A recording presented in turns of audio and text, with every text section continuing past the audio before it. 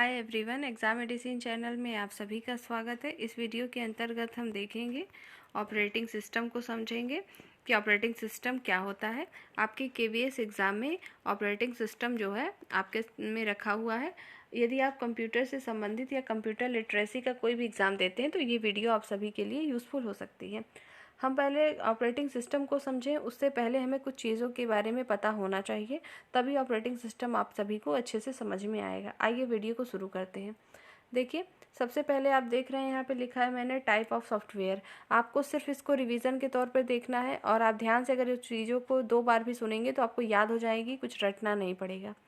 देखिए, सबसे पहले बात आती है सॉफ्टवेयर का। सॉफ्टवेयर होता क्या है? तो सॉफ्टवेयर क्या होते हैं कि प्रोग्राम्स होते हैं, प्रोग्रामों के कलेक्शन होते हैं। और सॉफ्टवेयर भी कई प्रकार के हो सकते हैं।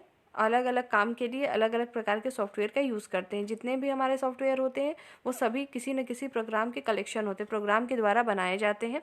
और जो सॉफ्टवेयर होता है, जो हार्डवेयर होता है उस पर रन करते हैं। ठीक है, और हम यहाँ पे मेनली हमको देखना है चूँकि ऑपरेटिंग सिस्टम के बारे में, तो इतनी चीज़ें आपको पता होनी चाहिए, तभी आपको ये चीज़ अच्छे से समझ में आएगी। इसलिए भी आपको यहाँ पे ये चीज़ देखनी है।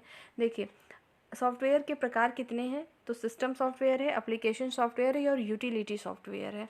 और जो सिस्टम सॉफ्टवेयर है उसी के प्रकार में आता है आपका ऑपरेटिंग सिस्टम और लैंग्वेज ट्रांसलेटर। देखिए, जो चीज़ें आपके सिलेबस में उसको हम ज़्यादा फोकस करेंगे, जैसे कि आपका ऑपरेटिंग सिस्टम। बाकी चीज़ों को मैं ऐसे ही आपको बता दे रही हूँ, ये भी समझ में आ जाएंगी चीज़ें, लेकिन ज़्यादा आपको जानना है ऑपरेटिंग सिस्टम के बारे में। देखिए, जो आपके मैं यहाँ पे पहले एप्लीकेशन सॉफ्टवेयर को देखती हूँ। देखिए, एप्लीकेशन सॉफ्टवेयर क्या होते हैं आपके? मैंने भी बताया कि सॉफ्टवेयर के कई प्रकार हो सकते हैं, वो हर एक काम के लिए अपना एक यूज़ होता है। उससे पहले हार्डवेयर को भी जानना पड़ेगा आपको। हार्डवेयर क्या होते हैं? फिजिकल कंपोनेंट्स होते हैं। कोई भी हार्डवेयर है, आप बिना सॉफ्टवेयर के चला नहीं सकते। मतलब बिना, जब तक उसमें कोई ऑपरेटिंग सिस्टम उसको ऑपरेट करने के लिए अगर उसमें कुछ नहीं रहेगा तो क्या आपका सिस्टम चलेगा? नहीं चलेगा। तो इसको सिस्टम से मतलब सिर्फ कंप्यूटर से ना लीजिएगा, वो कुछ भी हो सकता है। जैसे आपके मोबाइल फ़ोन भी हो सकते हैं, आपकी टीवी हो सकती है, कुछ भी हो सकता है। तो उस हर तरह का एक सॉफ्टवेयर होता है। एप्लीकेशन सॉफ्टवेयर का मतलब है कि ऐसे सॉफ्टवेयर जिसको चलाने के लिए एप्लीकेशन का यूज़ करते हैं। जैसे एग्जांपल में वर्ड प्रोसेसर भी एक प्रकार का एप्लीकेशन सॉफ्टवेयर है। स्प्रेडशीट मतलब एक्सेल, ये भी एक प्रकार का एप्लीकेशन सॉफ्टवेयर है। डेटाबेस मतलब आपका होता है RDBMS, आगे देखेंगे। अकाउंटिंग हो गया, पेज मेकर हो गया, कोरल ड्रॉ हो गया, आदि इस तरह से बहुत सारे होते हैं जो कि आपके क्या होंगे, एप्लीकेशन सॉफ्टवेयर के उदाहरण होते हैं। ध्यान रखेंगे इसके नाम को भी, क्योंकि पूछा जाता है। आइए आगे देखते हैं, यूटिलिटी सॉफ्टवेयर को देखेंगे। यूटिलिटी सॉफ्टवेयर, यूटिलिटी का मतलब होता है मेंटेनेंस। मतलब आप जब कोई सिस्टम रखते हैं तो उसको मेंटेनेंस, रख रखाव उसको करने के लिए सही ढंग से कुछ सॉफ्टवेयर की आवश्यकता होती है, उसी को हम यूटिलिटी सॉफ्टवेयर कहते हैं। जैसे आपके एंटीवायरस, एंटीवायरस हम क्यों यूज़ करते हैं? एंटीवायरस भी एक प्रकार का सॉफ्टवेयर है। ठीक है, आपके सिस्टम को सही रखेगा। आप अपने मोबाइल फ़ोन में भी कई प्रकार के एंटीवायरस रखते हैं। तो ये सारी चीज़ें जो होती हैं उसके मेंटेनेंस के लिए काम करती हैं। चाहे वो आपका सिस्टम हो, मोबाइल फ़ोन हो, टीवी हो या हर जगह हो, हर प्रकार के अलग अलग होते हैं। इसी तरह से आपका बैकअप प्रोग्राम, ये भी यूटिलिटी सॉफ्टवेयर का उदाहरण है। फाइल मैनेजर भी, ये भी आपके जो है यूटिलिटी सॉफ्टवेयर के अंतर्गत आते हैं। ये तीनों चीज़ें आपको ध्यान रखनी है। ये जो मैंने यहाँ एग्जांपल रखे हैं इसलिए यही रखे हैं कि इससे भी प्रश्न बन सकते हैं। आपके सिलेबस में सॉफ्टवेयर भी दिया है तो इसलिए भी इसको भी आप जानते रहिए। अब हम बात करते हैं लैंग्वेज ट्रांसलेटर की। और सबसे आखिरी में हम देखेंगे ऑपरेटिंग सिस्टम, क्योंकि ऑपरेटिंग सिस्टम के बारे में आपको और भी चीज़ें जाननी है, क्योंकि आपके एग्ज़ाम में पूछे जा सकते हैं। तो देखिए, जो आपके ये दिए हुए हैं ऑपरेटिंग सिस्टम, तो इसके पहले हम लैंग्वेज ट्रांसलेटर देखिए। लैंग्वेज ट्रांसलेटर भी 3 टाइप के हैं, कंपाइलर, असेंबलर और इंटरप्रेटर। ये तीनों जो हैं ट्रांसलेटर, जब भी हम कोई भी प्रोग्राम कंप्यूटर में लिखते हैं या टाइप करते हैं तो कंप्यूटर कौन सी लैंग्वेज समझता है? बाइनरी समझता है, जिसको कोडिंग क्या होती है? 0 और 1 होती है। 0 1 को ही वो समझता है। तो इसी को ही हम मशीनी लैंग्वेज कहते हैं। तो जब आप कोई भी, आपने अपना नाम टाइप किया कंप्यूटर में, वो आपको समझ में आता है कि आपने अपना नाम टाइप किया है, लेकिन उसको तुरंत वो कन्वर्ट कर देता है। तो जो कन्वर्ट करने का काम करते हैं यही तीनों करते हैं। ठीक है, तो जैसे कोई हाई लेवल लैंग्वेज में लिखी हुई जो प्रोग्राम होती है उसको लो लेवल्स में कन्वर्ट करना, फिर उसके बाद मशीनी लैंग्वेज में कन्वर्ट करने का काम करते हैं कंपाइलर और इंटरप्रेटर एंड असेंबलर। ये सबके अपने अपने जो है लाभ होते हैं, मतलब सबका अपना कार्य भी होता है। कंपाइलर एक बार में पूरे पेज को क्या करता है, कंपाइल ट्रांसलेट कर देता है। असेंबलर इंटरप्रेटर जो होता है वन लाइन टू लाइन को करता है। और ये सभी क्या होते हैं, हाई लेवल लैंग्वेज को पहले लो लेवल में बदलते हैं। High level language full form भी पूछा जाता है आपसे, तो HLL का मतलब हाई लेवल लैंग्वेज। पहले हाई लेवल को लो में बदलेंगे, लो लेवल लैंग्वेज, फिर लो लेवल लैंग्वेज के बाद मशीनी लैंग्वेज में। समझ में आ गया होगा आपको, पहले HLL में कोई चीज़ रहेगी, फिर उसको लो लेवल लैंग्वेज में, उसके बाद आपकी मशीनी लैंग्वेज यानी बाइनरी लैंग्वेज में कन्वर्ट करते हैं। ये काम होता है लैंग्वेज ट्रांसलेटर का। आपने ये सब चीज़ें कुछ समझ ली हैं। अब हम बात करेंगे ऑपरेटिंग सिस्टम की। आइए अब देखते हैं ऑपरेटिंग सिस्टम। ऑपरेट के नाम से ही समझ में आ जाना चाहिए आपको कि ऑपरेट का मतलब होता है किसी चीज़ को चलाना। किसी सिस्टम को चलाने के लिए सबसे पहले ज़रूरी होता है ऑपरेटिंग सिस्टम होना। उसमें कोई सिस्टम हो या आपका मोबाइल फ़ोन हो या कोई भी चीज़ डिवाइस हो सकती है। तो सबसे पहले ये चीज़ें जानिए, जो हार्डवेयर होता है और सॉफ्टवेयर होता है उसके बीच में जो काम करता है वही आपका ऑपरेटिंग सिस्टम होता है। मतलब जैसे क्या आप बता सकते हैं कि मान लीजिए ये आपका हार्डवेयर है, ठीक है। हार्डवेयर का मतलब होता है आपके मोबाइल फ़ोन है, उसमें कोई भी सॉफ्टवेयर नहीं हो तो क्या आप उस मोबाइल का यूज़ कर पाएंगे? तो नहीं कर सकते। हार्डवेयर और उसी के बीच में आपका क्या होता है, सिस्टम सॉफ्टवेयर, ठीक है। सिस्टम सॉफ्टवेयर, फिर उसके बाद आप एक और एरो बना के बता सकते हैं कि आपका एप्लीकेशन सॉफ्टवेयर,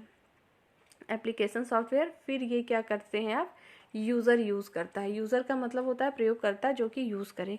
मतलब कोई भी अगर हार्डवेयर है उसको चलाने के लिए सॉफ्टवेयर की ज़रूरत होगी, लेकिन सॉफ्टवेयर में भी कई प्रकार होते हैं। जैसे एप्लीकेशन है, आपको सपोज करिए कोई भी एप्लीकेशन चलाना है, MS वर्ड चलाना है, स्प्रेडशीट चलानी, कुछ भी, तो उसको चलाने के लिए पहले आपका सिस्टम चलना ज़रूरी है। तो इसी प्रकार से उसे हम ऑपरेटिंग सिस्टम कहते हैं। आइए हम ऑपरेटिंग सिस्टम को और अच्छे से समझते हैं। देखिए operating OS means operating system. OS जो है ऑपरेटिंग सिस्टम प्रोग्रामों का समूह होता है जो कंप्यूटर सिस्टम तथा उसके विभिन्न संसाधनों में कार्यों को नियंत्रित रखता है तथा हार्डवेयर, एप्लीकेशन तथा यूज़र के बीच संबंध को स्थापित करता है।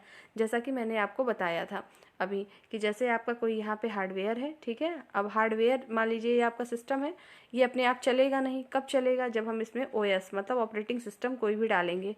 जैसे ही आप एप्लीकेशन सिस्टम इसमें डाल देंगे ऑपरेटिंग सिस्टम, फिर आपसे डिमांड होगी कि कौन सा एप्लीकेशन आप चलाना चाहते हैं। जो भी आप एप्लीकेशन चलाना चाहेंगे उसी प्रकार के एप्लीकेशन सॉफ्टवेयर को आप इसमें इंस्टॉल करेंगे। ये सब काम कौन कर रहा है? ये काम कर रहा है यूज़र, ठीक है, यूज़र। तो इसी वजह से कहते हैं कि इन सब के बीच में यूज़र का बहुत बड़ा हाथ होता है। जैसे यूज़र का मतलब हम आप जो भी सिस्टम को चला रहे हैं। आगे देखते हैं। ऑपरेटिंग सिस्टम के बिना हार्डवेयर किसी एप्लीकेशन प्रोग्राम को क्रियान्वित नहीं कर सकता है। जैसा मैंने आपको बताया अभी, हार्डवेयर आपका रखा है, जब तक उसमें ऑपरेटिंग सिस्टम जब वो नहीं चलेगा, एप्लीकेशन प्रोग्राम उसमें नहीं रहेंगे, तब तक वो चल नहीं सकता। अधिकांश ऑपरेटिंग सिस्टम के साथ कुछ एप्लीकेशन सॉफ्टवेयर पहले से होते हैं। जब अपना मोबाइल फ़ोन आप लेते हैं, ख़रीदते हैं, तो कुछ एप्लीकेशन अपने आप पहले से होते हैं। मोबाइल फ़ोन का यहाँ एग्जांपल इसलिए ले रहे हैं क्योंकि ये आम रोज़ है आपका, आप सबके हाथ में रोज़ रहता है, रोज़ आप उसका यूज़ करते हैं, इसलिए अच्छे से समझ पाएंगे, इसलिए इसका एग्जाम्पल लिया जा रहा है। देखिए क्या होता है, कुछ ऐसे होते हैं जब आप कोई भी फ़ोन लेते हैं, हर फ़ोन का अपना होता है। जिस कंपनी का आप लेंगे सब में अलग अलग चीज़ें होती हैं। जैसे आपका किसी में आपको जो है video player, web browser, calculator आदि, ये सब क्या है, ये भी एक प्रकार के सॉफ्टवेयर हैं। वो पहले से रहते हैं, उसको आपको लाना नहीं होता। फिर हम अपने ज़रूरत के हिसाब की चीज़ों को उसमें इंस्टॉल करते हैं, अलग अलग प्रकार के सॉफ्टवेयर, ठीक है। वो आपके एप्लीकेशन के अंतर्गत ही आते हैं। उसके बाद देखते हैं हम लोग प्रमुख ऑपरेटिंग सिस्टम कौन कौन से होते हैं। एग्जाम में डायरेक्ट नाम दे के पूछा जाता है, बताइए निम्नलिखित में से कौन सा सॉफ्टवेयर है, ऑपरेटिंग सिस्टम है और कौन सा नहीं है। आपको नाम पता होने चाहिए। जो भी यहाँ नाम दिए गए हैं वो आते हैं अक्सर एग्जाम में, इसलिए वही उन्हीं को रखा गया है। जैसे MS-DOS हो गया, और एप्पल का मैक OS होता है, मतलब ऑपरेटिंग सिस्टम।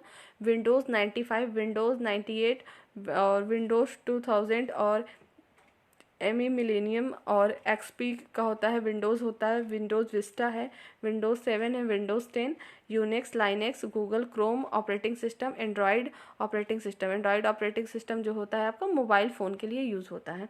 इतने प्रकार के आपके प्रमुख ऑपरेटिंग सिस्टम है, सबके नाम को याद रखना होगा आपको। अब समझ में आ गया होगा कि आपको ऑपरेटिंग सिस्टम होता क्या है। किसी भी सिस्टम को ऑपरेट करने के लिए, चलाने के लिए सिर्फ हार्डवेयर की ही नहीं ज़रूरत होती, सॉफ्टवेयर की ज़रूरत होती है। और कोई भी सिस्टम तभी चलता है जब उसमें कोई ऑपरेटिंग सिस्टम इंस्टॉल होता है। तो समझ में आ गया ऑपरेटिंग सिस्टम क्या है। अब हम यहाँ देखेंगे ऑपरेटिंग सिस्टम के प्रकार। देखिए टाइप ऑफ ऑपरेटिंग सिस्टम में पहला है आपका बैच प्रोसेसिंग ऑपरेटिंग सिस्टम। अगला है मल्टी प्रोग्रामिंग ऑपरेटिंग सिस्टम। देखिए बैच प्रोग्रामिंग को पहले हम देखेंगे, ये कि प्रोसेसिंग को क्या होता है। देखिए बैच प्रोसेसिंग ऑपरेटिंग सिस्टम का मतलब ये होता है कि इसमें कोई भी जो भी कार्य होते हैं इसमें मतलब ह्यूमन का कोई हस्तक्षेप नहीं होता है। ये पहले से चीज़ें होती हैं वो ऑटोमेटिक चीज़ें ले लेता है। जैसे आप इसमें ये समझ सकते हैं, जैसे जो बिल प्रिंट होते हैं, जैसे आप कोई बिल प्रिंट करेंगे तो ऑटोमेटिक वहाँ सब कुछ फीड है, क्या चीज़ें आई हैं, और तुरंत आप प्रिंट करने का सिर्फ काम कर रहे हैं, ना कि उसमें कुछ आप फेरबदल कर सकते हैं या कोई चीज़ कर सकते हैं। ठीक है। और सांख्यिकीय विश्लेषण होता है उसमें आप कर सकते हैं। इसी प्रकार से अगला है आपका मल्टी प्रोग्रामिंग ऑपरेटिंग सिस्टम। इसके नाम से ही पता चल रहा है कि देखिए ये है मल्टी प्रोग्रामिंग ऑपरेटिंग सिस्टम। इसका कार्य क्या होता है, इसमें क्या होता है कि इसके लिए विशेष हार्डवेयर व सॉफ्टवेयर की आवश्यकता होती है। इसमें जो है कंप्यूटर की मुख्य मेमोरी का आकार बड़ा होना चाहिए। मुख्य मेमोरी जो होगी कंप्यूटर की उसका आकार बड़ा होना चाहिए, ताकि मुख्य मेमोरी का कुछ हिस्सा प्रत्येक प्रोग्राम के लिए रखा जा सके। मतलब जितने भी, अगर जाहिर सी बात है जिसकी मेमोरी ज़्यादा होगी बड़ी, उसमें हम विभिन्न प्रकार के प्रोग्रामों को रख सकेंगे सेक्टर वाइज। ये आपको दिखता नहीं है, आप अपने हिसाब से अपने फोल्डर में रखते हैं चीज़ें, ये आपको व्यू होता है कि इस फोल्डर में है, लेकिन एक्चुअल में उसके मेमोरी में चीज़ें सेव होती हैं। ठीक है, चाहे वो कंप्यूटर हो या आपका मोबाइल फ़ोन हो। इसमें जो होता है प्रोग्राम क्रियान्वयन का क्रम तथा वरीयता निर्धारित करने की व्यवस्था भी होती है। जैसे आप अपने मोबाइल फ़ोन में या कंप्यूटर सिस्टम में पहले जिस चीज़ को प्रोसेस करेंगे वही होगी, फिर सेकंड जिसको करेंगे वही हो, अगला वही होगा। इसीलिए इसको कहते हैं multi programming operating system. Next है आपका टाइम शेयरिंग ऑपरेटिंग सिस्टम। देखिए जो आपका टाइम शेयरिंग ऑपरेटिंग सिस्टम होता है, इस ऑपरेटिंग सिस्टम में एक साथ कई जो होते हैं यूज़र, जिन्हें हम टर्मिनल भी कह सकते हैं, इंटरैक्टिव मोड में कार्य करते हैं। इसमें प्रोग्राम के क्रियान्वयन के बाद जो है समाप्त परिणाम को तुरंत दर्शाया जा सकता है। जैसे टाइम शेयरिंग का मतलब होता है इसमें एक टाइम में कई यूज़र एक साथ मिलकर टर्मिनल के रूप में काम करते हैं, और जैसे ही इनका डेट मतलब कंप्लीट होता है वर्क, उसके तुरंत बाद उनका रिजल्ट जो भी वर्क किए हैं वो शो होता है। अगला है आपका real time system. Real time system में उदाहरण में आपको पूछा जाता है क्या होता है, तो लाइनेक्स जो है रियल टाइम सिस्टम मतलब ऑपरेटिंग सिस्टम का एक बेस्ट उदाहरण है, इसको जानते रहिएगा। इसमें देखिए क्या होता है, इसमें जो होता है कि इस ऑपरेटिंग सिस्टम में निर्धारित समय सीमा में परिणाम देने का महत्व है। मतलब रियल टाइम का मतलब है इसमें जो आप टाइम फिक्स करेंगे उसी निर्धारित समय में इसका जो है रिजल्ट देने के लिए ही इसका प्रयोग किया जाता है। इसमें जो है एक प्रोग्राम के परिणाम का दूसरे जो प्रोग्राम होंगे उसके इनपुट डेटा के रूप में प्रयोग किया जा सकता है। जैसे आपने कोई इनपुट दिया है, अभी वो काम हो रहा है, नहीं कंप्लीट है, तब तो अब नेक्स्ट जैसे ही इंस्ट्रक्शन दे देंगे, निर्देश दे देंगे कंप्यूटर को, तो आपका पहला काम जब तक होगा, लेकिन उसके बाद जो दिया है आपने इनपुट उसको कार्य को कंप्लीट कर लेगा। सिंगल ऑपरेटिंग सिस्टम देखते हैं क्या है। सिंगल ऑपरेटिंग सिस्टम है आपका MS DOS, Microsoft DOS, disk operating system. DOS का फुल फॉर्म होता है, ये सिंगल ऑपरेटिंग सिस्टम का काम है। सिंगल से ही पता चल रहा है कि यह एक जो है क्या होता है, एक पर्सनल कंप्यूटर के लिए काम करता है। मतलब जब पर्सनल कंप्यूटर आया था उसके विकास के समय सबसे पहले जो है सिंगल ऑपरेटिंग सिस्टम का ही यूज़ किया गया था। उसके बाद हमारा मल्टी प्रोसेसिंग सिस्टम आया था। ठीक है, ये single user multi tasking operating system और मल्टी प्रोसेसिंग सिस्टम, ये दोनों जो है सिंगल ऑपरेटिंग सिस्टम के ही प्रकार हैं। उसके बाद हम आते हैं multi user operating system. Multi user operating system में क्या होता है, नाम से देखिए मल्टी यूज़र मतलब एक साथ कई लोग जो काम कर सकेंगे वो आपके मल्टी यूज़र ऑपरेटिंग सिस्टम के अंतर्गत आएगा। जैसे लाइनेक्स है, यूनिक्स है, विंडोज़ है, ये सारे इसके एग्जाम्पल हैं। अगला है आपका एम्बेडेड ऑपरेटिंग सिस्टम।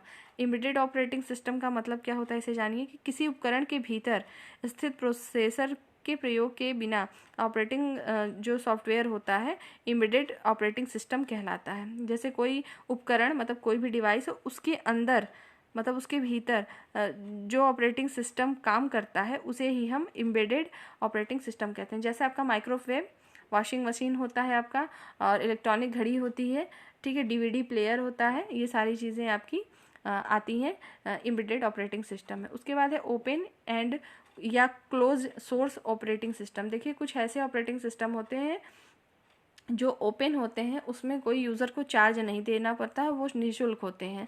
जैसे आपका लाइनेक्स और यूनिक्स जो है वो फ्री होता है, लेकिन अगर विंडोज़ के हैं कोई चीज़ तो आपको उसके लिए चार्ज देने पड़ते हैं, और उसके लिए कुछ पासवर्ड होते हैं पर्सनल जो आपको वहाँ से मिलते हैं परचेस करने के बाद। तो वही होता है क्लोज्ड ओपन ऑपरेटिंग सिस्टम, और एक होता है क्लोज। जो क्लोज है, क्लोज मतलब बंद, तो इससे ये सेंस ध्यान रखेंगे कि इसके लिए परचेज़ करना पड़ता है, ओपन ऑपरेटिंग सिस्टम के लिए परचेज़ नहीं करना पड़ता है। तो ये कंप्लीट रही जानकारी ऑपरेटिंग सिस्टम की। यदि आपके एग्जाम में ऑपरेटिंग सिस्टम से प्रश्न बनते हैं तो यहाँ से आपको बाहर नहीं जाएगा। आप कोई भी प्रैक्टिस सेट लगाइएगा, आपके अब क्वेश्चन सॉल्व हो जाएंगे। नेक्स्ट वीडियो में हम नए आपके टॉपिक को लेकर आएंगे। तब तक के लिए टेक केयर, जय हिंद।